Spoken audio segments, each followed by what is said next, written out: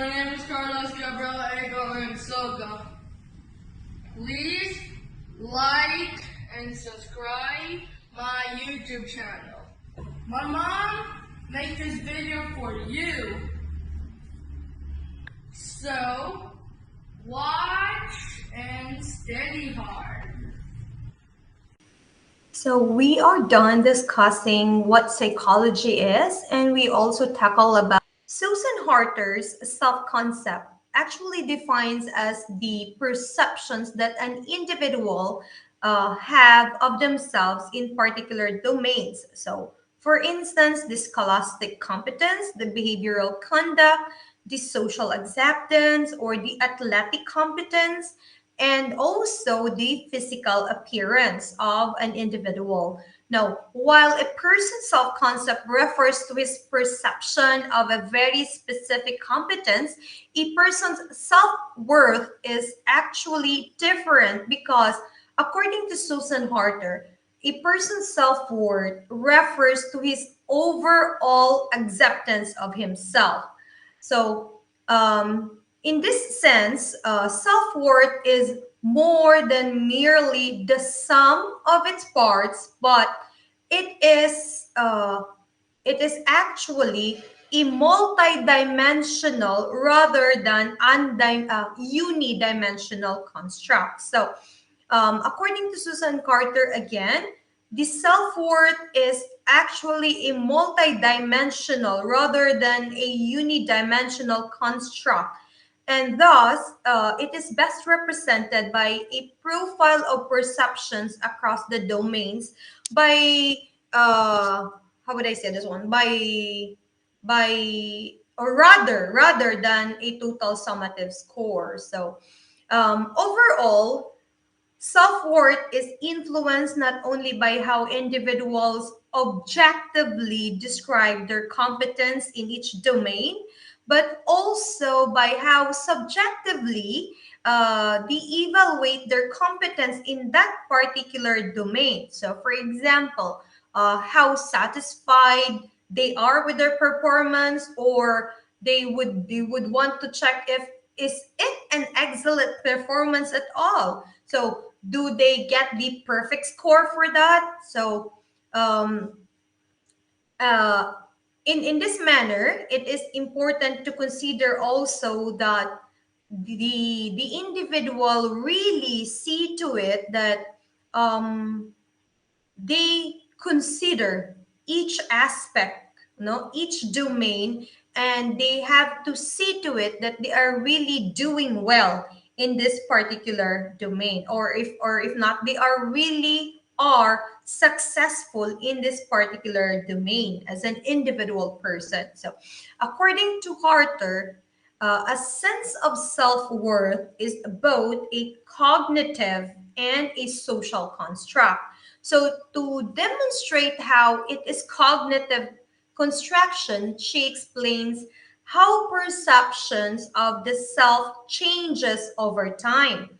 So, for instance, the language and cognitive processes develop with age, and thus the way that children describe and evaluate themselves also changes as they move forward to the next stages of their lives. So, for example, when we were young, when we were children, we tend to describe ourselves in terms of concrete descriptions, like based on our abilities. For instance, I would say I can ride my bike, or you could say I can ride a bike, or I can whistle, or I know the Squid Game. So it changes as we grow older, because we would now more likely describe in terms of our traits, like I am good at sports, I am good in biking, or I can play the Squid Game very well, or you could say I am an athlete, or I am a master of that game. So in this example, we are now more uh, we are now more on the abstract constructs of ourself based on our evaluation of our abilities. So in addition, also as we grow older, we come to recognize that our competence will actually vary in in across domains, and that is they become or we become more aware that we can be skillful in one area but not much in another area. So we would actually try to see to it that I am an expert or I am good in this particular domain, but I am not much of that other domain. So I think we are all having, oh, no. I think all of us, okay, we tend to say this. I am very good in math. I am a mathenic. I am very expert in numbers, but I am not much, and I am not much on the language aspect. I am not so good in the English subjects. You see, so as we grow older, we recognize our, how would I say this one? We recognize our limitations, but we also celebrate our success at the same time. So um, in in becoming older or in becoming more mature, children recognize that their competence will actually vary across the domains, and that is they become more aware that they can be skillful in one area rather than assuming that they are all good or they are all bad in all areas. Furthermore, their sense of self becomes actually increasingly differentiated over the course of development. And that is the number of domains in which they evaluate themselves increases. But then when we become adult, or when no, no, not adult, but maybe adolescents, because we are still in our late teens, no, or like 19 or 18 or something. I think we are on that age bracket. Yeah. So naki-join ko sa inyong age bracket, taga chance.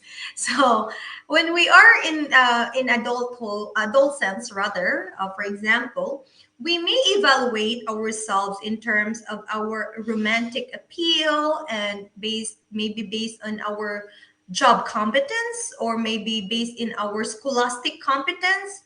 And in this particular scenario, okay, we are trying to see to it that there are less salient when we were young, okay, rather than we are now in our adolescence stage, okay. So overall, in presenting the self-worth as a cognitive construction, Susan Harter focuses on the similarities among the individuals in terms of how they view themselves.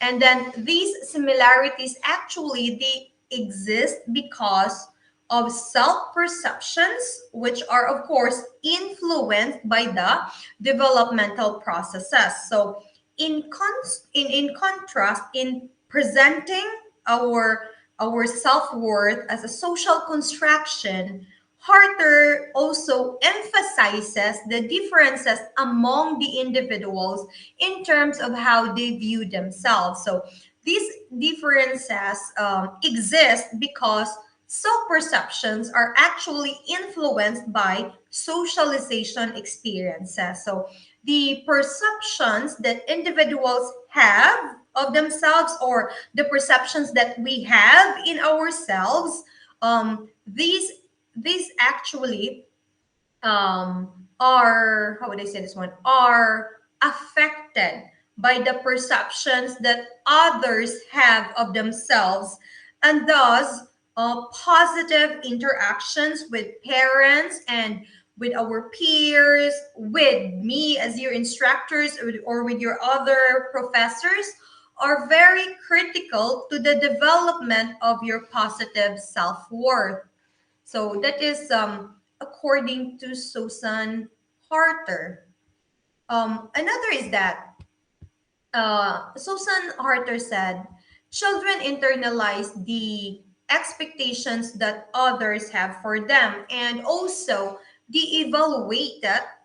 Okay, they evaluate that one. Okay, they internalize the expectations that others have for them, and then after internalizing that expectations, they also evaluate. Okay, they try to weigh it out, and then to the extent which they meet, uh, they would meet. Okay, so thereby making judgments about themselves that connote either approval or disapproval. So, furthermore, the degree to which they perceive social support from the significant others is key to their feelings of self worth. And so, in childhood, okay, in childhood, parental support is very critical, whereas in adolescence, parental support remains important, but support from peer group also becomes the best predictor of self-worth. So it is imperative, okay, it is germane that parents should see to it that they are able to provide a very positive support while the kids are young, okay, because they will shape, okay, they are the primary responsible for shaping the self-worth of that particular child. But when the child becomes uh, adolescent, like you guys, the peer influence or the peer opinion also matters to you. So I would suggest, guys, that you would surround your group or you would choose your peer group, a very, how would I say this one, responsible individuals, or if not, good, really good individuals, so that you will be surrounded with wholesome and positive group of people wherein they will also help you or influence you to have a very good sense of self-worth. Okay, so based upon the different expectations that we have from others and the different levels of support that others provide us, we develop a proliferation of ourselves. So, more siya og from one support to another, ma-accumulate na siya. So there is a proliferation of ourselves that vary as a function of their relationships. Thus, they tend to experience varying feelings of self-worth in our relation with the people around us. Okay, we may have a different feeling based on our relationship to our fathers, or we may have a very, or let's say a more positive feeling to our mother based on the kind of relationship that we have. And it also includes our siblings, our close friends, including our classmates and our teachers as well. Because other social influences on self-worth can be seen in the tendency for children to describe themselves of the interpersonal qualities and the extent to which they are accepted by others. So, for example, the child or children might describe themselves as nice or mean, friendly or unfriendly, popular or unpopular. And in addition to that, children tend to engage in a social comparison process whereby they would evaluate their own competence based on how how they compare to their peers. So, for example, the child would say, I am better than you, or the child would say, no, you're worse than me, or another child would say, no, no, no, no, I'm way better than you. Okay, so in according to Susan Harter, a child would establish the self-worth based on how they compare themselves to their peers. So that's Susan Harter's self development concept. I hope you are able to understand, and I hope you are now internalizing that it is important for you to establish a very good or a very positive self worth based on your own self concept. Let us now talk about another psychological perspective, and that is the self from William James' concept of I self and the me self. So, according to James, he theorized the components of the self, which is divided into two categories, and that is the me and I. He said that the me is a separate individual, a person refers to when talking about their personal experiences. And on the other hand, the I is the part of that self that knows who they are and what they have accomplished in life. That's according to Pumerlu 2014. Now, an example for that is let's have this a statement. I know it was, okay. I know it was me who ate the cookie. So the me is the empirical self, the one who does the acting, whereas the I is the self that is capable of thinking and reflecting. So you would say, I am the cookie monster. So you see, with that very simple sentence, we were able to identify the me self and also the I self. So according to William James, the I is the pure ego. It is what provides the continuity between the past and also the present and the future. And it allows us to view ourselves to have a very consistent individual identity, one who brought about by the stream of consciousness that James first defined according to Hunt 1920.